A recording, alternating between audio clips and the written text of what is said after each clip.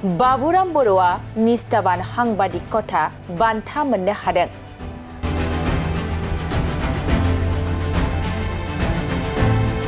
बाक्सा आरो तामुलपुर जिल्लानि Bodoland digital journalist एस'सिएशननि आफादगिरि बाबुराम बर'आ निष्ठाबान सांबादिक कथा बान्था मोननो हाबाय।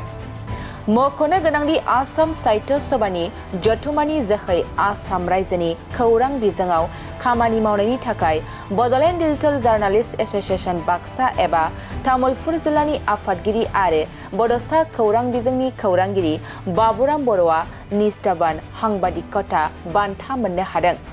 गासै सा 54 निष्ठाबान सांबादिक कथा बान्था मोनगिरिफोरनि गेजेराव Bodoland digital journalist association Baksa एबा तामुलपुर जिल्लानि आफादगिरि आरो बड'सा खौरां बिजोंनि खौरांगिरि बाबुराम बर'आबो सासे आरो बर' हारिनि राव हारिमु धोरोम रांखान्थि समाजखान्थि आरो राजखान्थि बायदि गासै बिथिङाव जौगासारनोब्ला बुहुमनि बिखायाव बोदलानानै होनायाव खौरां बिजोंनि जोबोद गोनांथार।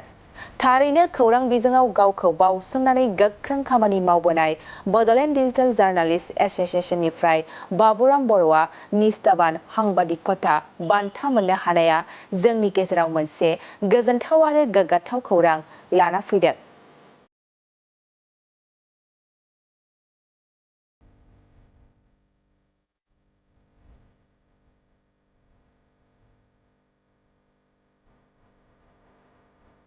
बाबुराम बर'आ निष्ठाबान सांबादिक कथा बान्था मोननो हादों।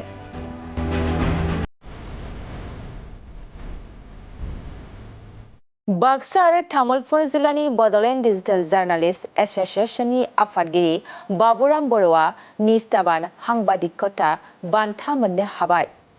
मख'नो गोनांदि आसाम साहित्य सभानि जथुम्मानि जोहै आसाम रायजोनि खौरां बिजोङाव खामानि मावनायनि थाखाय Bodoland digital journalist association Baksa एबा तामुलपुर जिल्लानि आफादगिरि आरो बड'सा खौरां बिजोंनि खौरांगिरि बाबुराम बर'आ निष्ठाबान सांबादिक कथा बान्था मोननो हादों। गासै सा 54 निष्ठाबान सांबादिक कथा बान्था मोनगिरिफोरनि गेजेराव Bodoland digital journalist association Baksa एबा तामुलपुर जिल्लानि आफादगिरि आरो बड'सा खौरां बिजोंनि खौरांगिरि बाबुराम बर'आबो सासे आरो बर' हारिनि राव हारिमु धोरोम रांखान्थि समाजखान्थि आरो राजखान्थि बायदि गासै बिथिङाव जौगासारनोब्ला बुहुमनि बिखायाव बोदलानानै होनायाव खौरां बिजोंनि जोबोद गोनांथार। थारैनो खौरां बिजोङाव गावखौ बावसोमनानै गोख्रों खामानि मावबोनाय बड'लेण्ड डिजिटेल जार्नालिस्ट एस'सिएशननिफ्राय बाबुराम बर'आ निष्ठाबान सांबादिक कथा बान्था मोननो हानाया जोंनि गेजेराव मोनसे गोजोनथाव आरो गोग्गाथाव खौरां लाना फैदों।